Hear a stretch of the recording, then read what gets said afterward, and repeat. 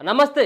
మాజీ మంత్రి మల్లారెడ్డి అల్లుడు మర్రి రాజశేఖర్ రెడ్డి పైన కాసేపటి క్రితమే పోలీస్ స్టేషన్లో కేసు నమోదైంది. మనం గతంలో చూసుకోవడం జరిగింది.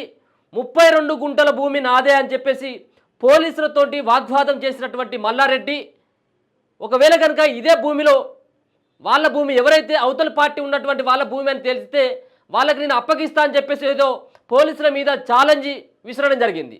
దానిలో భాగంగా అక్కడ ఉన్నటువంటి రెవెన్యూ అధికారులు, మరో పక్కన పోలీసుల ఆధ్వర్యంలో మల్లారెడ్డి కబ్జా చేసినటువంటి భూమి పైన సర్వే నిర్వహించినటువంటి పోలీసులకు విస్తుపోయేటువంటి నిజాలు తెలవడం జరిగింది. మల్లారెడ్డి ఆక్రమించినటువంటి భూమి 2 ఎకరాల భూమి ఏదైతే ఉన్నదో ఈ సుచిత్ర పరిధిలో ఉన్నటువంటి భూమి, పేట్ బషీర్బాద్లో ఉన్నటువంటి భూమి. దీంట్లో నానా రచ్చ చేయడం జరిగింది మల్లారెడ్డి అల్లుడు రాజశేఖర్ రెడ్డి. ఇది సుమారుగా 40 ఏళ్ల కానించి మేము దీంట్లోనే కాస్తులో ఉన్నాం, 40 ఏళ్ల కానించి మా పట్టానే ఉంది, మేమే దీంట్లో చెలామణి అవుతా ఉన్నాం అని చెప్పేసి గఫాలు కొట్టేటువంటి ప్రయత్నం, అధికారులను మభ్యపెట్టేటువంటి ప్రయత్నం మల్లారెడ్డి చేయడం జరిగింది. గతంలో కేవలం 15-20 రోజులు అవుతా ఉంది ఈ సంఘటన జరిగి. ఇక్కడ పోలీసు వాళ్ళందరూ కూడా ఇక్కడికి రావడం జరిగింది. ఇరు వర్గాల మధ్యలో జరిగినటువంటి ఏదైతే ఘటన ఉందో ఒక కొంత ఉద్రిక్తమైనటువంటి పరిస్థితికి దారి తీయడం జరిగింది. మల్లారెడ్డి వచ్చి అన్నటువంటి విషయం మన అందరికీ తెలుసు. పోలీసులపైకి దురుస్తుగా ప్రవర్తించడం జరిగింది. పోలీసులు అప్పుడు 2 సెక్షన్ల కింద మామాలుల పైన కేసు నమోదు చేయడం జరిగింది. ఇప్పుడు తాజాగా ఈ పీకేటువంటి ఏవైతే రేకులు ఉన్నాయో ఆ సంబంధించినటువంటి ప్రహార్ కూడా ఉందో దాన్ని పూర్తిగా కూడా పీకేసేటువంటి ప్రయత్నం చేసిండు మల్లారెడ్డి అనుచరులు. అయితే మల్లారెడ్డి ఆయన చెప్పినటువంటి అంశం ఏంటిదంటే, నేనే చాలా రోజుల కానీ దీంట్లో నా పేరు మీదనే పట్టా ఉన్నది అని చెప్పేసి ఏదో కొన్ని తప్పించుకున్నటువంటి ప్రయత్నాలు చేయడం జరిగింది. అంతేకాకుండా నెత్తి నోరు కూడా కొట్టుకోవడం జరిగింది. ఏమని, ఇది నాదయ్యా ఈ భూమి అంటున్నావు, మంది వచ్చి చెప్పేసి దీంట్లోకి వచ్చి పట్టాలు లేవు, వాళ్ళకు పాస్బుక్లు లేవు, నా దగ్గరకు వచ్చి నా భూమి అంటా ఉన్నారు, ఈ భూమి 40 ఏళ్ళ కానించి నా అధీనంలో ఉంటే నన్ను వచ్చి దీనికి వెళ్ళి పంపించడం జరుగుతుందని పోలీసులతో వాగ్వాదం చేసుకుంటే 2 కేసులు అయినాయి. ఇక ఇది భూమి తనదానికి కాదని చెప్పేసి ఎప్పుడైతే తెలిసిందో పోలీసులు 7 సెక్షన్ల కింద మామాలుల పైన కేసు నమోదు చేయడం జరిగింది. అక్కడ ఉన్నటువంటి రంగారెడ్డి జిల్లా కుత్బుల్లాపూర్ పరిధిలో ఉన్నటువంటి పేట్ బషీర్బాగ్ సంబంధించినటువంటి పోలీస్ స్టేషన్లో ఈయన పైన కేసు నమోదైనటువంటి నేపథ్యం 7 సెక్షన్ల కింద పలు సెక్షన్ల కింద నమోదు చేయడం జరిగింది.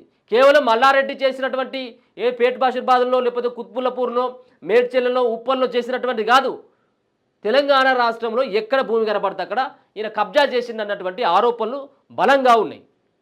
10 సంవత్సరాలు బీఆర్ఎస్ పార్టీ తెలంగాణ రాష్ట్రంలో అధికారంలో ఉన్నటువంటి దశలో మంత్రిగా కొనసాగుతూ అక్రమమైనటువంటి కట్టడాలు కట్టడం జరిగింది. అక్రమంగా భూములను, చెరువులను మింగినటువంటి నేపథ్యం మల్లారెడ్డికి ఉంది. మల్లారెడ్డి యొక్క భూ కబ్జాల పైన తెలంగాణ రాష్ట్ర ప్రభుత్వం ఆ విధమైనటువంటి చర్యలే తీసుకుంటా ఉన్నది. ఆయన కొట్టేసినటువంటి భూములు ఏవైతే ఉన్నాయో ఆ భూములు కొందరు ఏమో ప్రైవేటు వ్యక్తులే అయితే కొంత ఏమో గవర్నమెంట్ సంబంధించినటువంటి భూములు కూడా ఇలా ఉన్నటువంటి పరిస్థితి కూడా చూసుకోవచ్చు. ఎందుకంటే మొత్తం మల్లారెడ్డి ఇన్స్టిట్యూట్, నేను పాలమ్మినా, నేను పెరుగమ్మినా, నేను ఇంకా బర్లగాసిన అని చెప్పి చెప్తాడు కదా, ఇదంతా ఉత్తముచ్చటే. కేవలం ఈయన బర్లగాషో పాలు పిండో ఈయన పెద్దోడు కాలేదు, కబ్జాలు చేసి ఇక్కడ మంది భూములన్నింటినీ కొట్టేసి ఇక్కడ కోటీశ్వర్లు అయినది మనకు ఇక్కడ నిరూపితం అవుతా ఉన్నది. మల్లారెడ్డి చేసినటువంటి మామూలు దందాలు కాదు, ఈ కేవలం ఇది ఒకటి మాత్రమే బహిర్గతమైంది, ఇంకా చాలా బయటకు రావాల్సినటువంటి ఆస్కారం ఉంటుంది. ఏదైతే ఈ సంబంధించినటువంటి ఈ వ్యవహారంలో 15 మంది కోర్టును ఆశ్రయించడం జరిగింది. సార్ ఈ భూమి మాది, అధికారంలో ఉన్నప్పుడు ఆడ కేసీఆర్ అండ చూసుకొని, కేటీఆర్ అండ చూసుకొని మా భూమి కొట్టేసిందని చెప్పేసి గతంలో పలుమార్లు ఫిర్యాదు చేసింది పోలీసులకు, కానీ ఎక్కడ కూడా పట్టించుకోలే.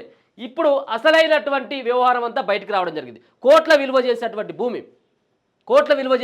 భూమి, ఆ భూమి మల్లారెడ్డిది కాదు, అక్కడ ఉన్నటువంటి అపోజిషన్ పార్టీ వాళ్ళదని చెప్పేసి సర్వే సంబంధించినటువంటి చేసినటువంటి అధికారులు, రెవెన్యూ అధికారులు తేల్చేయడం జరిగింది.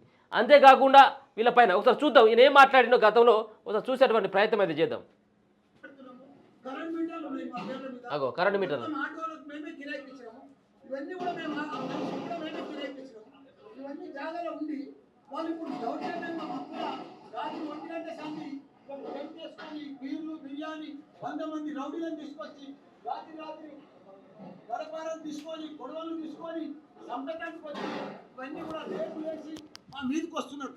ఇప్పుడు ఆ శ్రీనివాసరెడ్డి అయిన మా సీఎం ముంగట్గా మా మీదకి వచ్చాడు. ఎవరాలు వాళ్ళు నా మీదకి వచ్చాడు, అది కూడా రికార్డ్ అయ్యింది. ఇంత దౌర్జన్యమా ఆయన కాంగ్రెస్ వాళ్ళు ఇంత దౌర్జన్యం చేసి ఆ లక్ష్మణ్ ఉన్నాడు విప్పు మొదటి సంది కూడా నా దానికి వస్తూనే ఉన్నారు, 8 నెలల సంది నడుస్తుంది. ఏదైనా ఉంటే టీ పని చేసుకొని మీ జాగా అవతల ఉన్నది, మిలిటరీలో పోయింది, మాకు సంబంధం లేదు, మా డాక్యుమెంట్స్ ఉన్నాయి, మా డాక్యుమెంట్లు జూమ్గా ఏది ఉన్నా మీరు తీసుకోమని చెప్పి, సర్వే చేయమని చెప్పి, టీ పని పెట్టమని చెప్పి.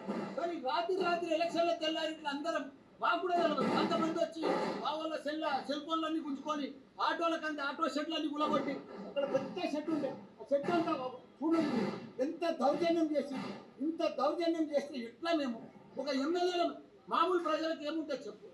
నేను సిఐ గారికి కూడా 8:30కే ఫోన్ చేసిన, ఆయన కూడా వస్తున్నాను, ఏసీబీకి చేసిన, డీసీపీ మేడంకు చేసిన, ఇప్పుడే వాళ్ళు వచ్చారు, వాళ్ళు వచ్చినాక ఇక ఉండగాలంతా పోయింది. కాబట్టి ఆ శ్రీనివాసరెడ్డి కూడా ఇన్నే ఉన్నాడు, ఇప్పుడు ఆయన ఇప్పుడు అరేంజ్ చేయమని చెప్తున్నాను నేను. ఎందుకంటే మా జాగా వాళ్ళకి ఏదైనా ఇంజక్షన్ ఆర్డర్ ఉంది, వాళ్ళకి ఏదైనా డాక్యుమెంట్ ఉంది, వాళ్ళకి ఏదైనా ల్యాండ్ ఉంది, నువ్వు సర్వే చేసి తీసుకో, టీ పని పెట్టు, మా డాక్యుమెంట్ మేము చూపిస్తాం అన్నారు కదా, సర్వే చేసి తీసుకోమని చెప్పేసి అన్నారు కదా, అన్నట్టుగా సర్వే చేసిళ్ళు మల్లారెడ్డిది కాదని చెప్పేసి తేల్చేయడం జరిగింది. మొత్తం దొంగ మాటలే, మొత్తం నోరు తెరిస్తే దొంగ మాటలు. ఒకవేళ బయటికి వెళ్ళినట్టయితే ఉంటే గజ ఖాళీ జాగాలు మల్లారెడ్డిని చూసి వణికిపోయేటి. కానీ ఇప్పుడు అట్లాంటి పరిస్థితి లేదు కదా, మల్లారెడ్డి ఆగం అయిపోతా ఉన్నాడు. ఎట్లా సంపాదించుకోవాలి, సంపాదించిందంతా ఎట్లా దాచుకోవాలి, మరో పక్కన ఎట్లా వాటిని అన్నింటినీ కాపాడుకోవాలన్నటువంటి ఉద్దేశంతో మల్లారెడ్డి పార్టీలు మారాలని చెప్పేసి ప్రయత్నం చేస్తూ ఉన్నాడు. ఏ పార్టీ కూడా దగ్గర రానిత్తలేదు. మల్లారెడ్డి వచ్చినట్టయితే ఉంటే ఆ పార్టీ పైన మచ్చపడేటువంటి అవకాశం ఉంటుందని చెప్పేసి అందరూ అనుకుంటా ఉన్నారు. ఈయన పాల మల్లారెడ్డి కాదు, దోపిడి మల్లారెడ్డి అని చెప్పేసి జనాలంతా అనుకుంటా ఉన్నారు. రాజకీయ నాయకులు కూడా, రాజకీయ పార్టీలు కూడా అవే అనుకుంటా ఉన్నాయి. మొత్తానికైతే మల్లారెడ్డి మేడ్చల్ ఎమ్మెల్యే, మల్కాజ్గిరి ఎమ్మెల్యే మర్రి రాజశేఖర రెడ్డి మామ అల్లుళ్ళు, ఈ ఇద్దరు కలిసి సుచిత్రలో చేసినటువంటి ఏదైతే భూదందా ఉన్నదో ఈ భూదందా పైన పోలీసులు యాక్షన్ తీసుకోవడం జరిగింది. చేసినటువంటి దందా పైన 7 సెక్షన్ల కింద కేసులు నమోదు చేసినటువంటి నేపథ్యాన్ని కూడా చూసుకోవచ్చు. మొత్తం అంతా ఎక్కడికక్కడ రచ్చ చేయడం జరిగింది. మల్లారెడ్డి వచ్చి అప్పుడు ఏం చేయడం జరిగింది, ఈ భూమి అంతా నాదే అని పోలీసులను కూడా పక్కదారి పట్టించేటువంటి ప్రయత్నం, రెవెన్యూ అధికారులను కూడా పక్కదారి 40 ఏళ్ల కాడి నుంచి ఉంటుందట. ఈయన 40 ఏళ్ల కాంచి కాదు, 400 ఏళ్ల కాంచి కూడా ఆ భూమి నా పరిధిలోనే ఉంటుందని చెప్పేసి నమ్మించేటువంటి ప్రయత్నం చేయడంలో మునగాడు మల్లారెడ్డి. ఆ పట్ట పాస్ బుక్లైనా లేకపోతుంటే ఇంకా ఏవైనా కానీ భూమికి సంబంధించినటువంటి రిజిస్ట్రేషన్ పత్రాలన్నీ ఎట్లయినా సమకూరుస్తాడు. ఎందుకంటే 10 సంవత్సరాల కాడి నుంచి మంత్రి హోదాలో అక్కడ కేసీఆర్ గవర్నమెంట్లో కీలకంగా ఉన్నాడు కదా. కేసీఆర్కి అలాగే బీఆర్ఎస్ పార్టీకి మల్లారెడ్డి ఇచ్చిన ఇది దోసుకోవడం, ఆడపోయి ముడుపులు అప్పచెప్పడం, మూటలు అప్పచెప్పడం కేసీఆర్కి కానీ కేటీఆర్కి కానీ వీటన్నిటిపైన ఎక్కడ కూడా చర్యలు తీసుకోలేదు గత ప్రభుత్వంలో ఉన్నటువంటి అధికారులు కానీ గత ప్రభుత్వం కానీ. ఇప్పుడు ఒక్కొక్కటిగా బయటకు వస్తూ ఉన్నది. ఇక్కడ ఇగో వీళ్ళ అల్లుడు కూడా అదే పని, మామే అట్లా అంటే మామ జుట్టకెళ్ళి వెళ్ళినట్టున్నది. ఇక్కడ అల్లుడు పని కూడా అంతే. ఈ అల్లుని పైన కూడా చర్యలు తీసుకున్నారు. 7 సెక్షన్ల కింద కేసులు నమోదు చేయడం జరిగింది. ఈ అల్లునికి సంబంధించినటువంటి ఒక కాలేజీని మొన్న కూల్చేయడం జరిగింది. ఇక మరి ఎవరి కాళ్ళు పట్టుకున్నాడో ఎవరు సంబంధించినటువంటి ఫైర్ చేసిన తెలియదు, కానీ మొత్తానికైతే అది ఆపిళ్ళు. ఇక ఇట్లయితే లాభం లేదని చెప్పి పోయి రేవంత్ రెడ్డి కాళ్ళను పట్టుకోవాలి, రేవంత్ రెడ్డి పార్టీలో చేరాలి అని అక్కడ రేవంత్ కాన్సర్ట్గా ఉన్నటువంటి వేము నరేందర్ రెడ్డిని కలిసి పార్టీలోకి పోయేందుకు ప్లాన్ చేయడం జరిగింది. దాని తర్వాత అక్కడికి బెంగళూరు వెళ్ళి డీకే శివకుమార్ను కలిసి ఆ పార్టీలో కూడా వెళ్ళినట్టయితే ఉంటే, కాంగ్రెస్ పార్టీలోకి వెళ్ళినట్టయితే ఉంటే వీటన్నిటి కూడా ఈ బండారం అంతా బయటికి రాదన్నటువంటి ఒక ఉద్దేశంతో నానా రకాల ప్రయత్నాలు చేయడం జరిగింది. ఇది కేవలం 32 గుంటలకు సంబంధించినటువంటి భూమి వ్యవహారం కాదు, ఇంకా చాలా సంబంధించినటువంటి బాధితులు ఒక్కొక్కరు ఇంకా రోడ్డు మీదకి ఎక్కుతా ఉన్నారు. మల్లారెడ్డి చేసినటువంటి భూ భాగవతాలు, భూ కుంభకోణాలు మామూలైనటువంటి భూ కుంభకోణాలు కాదు. వీటిపైన పోలీసులు యాక్షన్ తీసుకొని 7 సెక్షన్ల కింద కేసులు నమోదు చేసి అసలైనటువంటి వ్యక్తులు ఎవరో వాళ్లకు ఆ భూమిని అప్పగించేటువంటి కార్యక్రమం. ఏది 32 గుంటల భూమి, ఇది మల్లారెడ్డిది కాదు. మల్లారెడ్డి అక్రమంగా ఇన్ని రోజుల పాటు దాంట్లో దౌర్జన్యంగా దాంట్లో పెద్ద బోర్డు పెట్టుకోవడం జరిగిందట. ఇది ఇక్కడ ఈ ప్రాపర్టీ అంతా మల్లారెడ్డికి సంబంధించినటువంటి వాళ్ళదని చెప్పేసి అక్కడ పెద్ద బోర్డు పెట్టుకోవడం జరిగింది. ఉన్నటువంటి బోర్డును కూడా పీకేయడం జరిగింది. కాబట్టి మల్లారెడ్డిని పైన 7 సెక్షన్ల కింద కేసులు నమోదు చేయడం జరిగింది, 10 సెక్షన్ల కింద. ఎందుకంటే ఇద్దరు కూడా ఎమ్మెల్యేలే, మల్లారెడ్డి ఎమ్మెల్యే, మల్లారెడ్డి అల్లుడు కూడా ఎమ్మెల్యే. ఈ సంబంధించినటువంటి భూ కుంభకోణంలో వీళ్ళిద్దరే దోషులు అని చెప్పేసి అయితే పోలీసులు, రెవెన్యూ అధికారులు అయితే తేల్చేయడం జరిగింది. చూస్తూనే ఉండండి మన తొలి వెలుగు.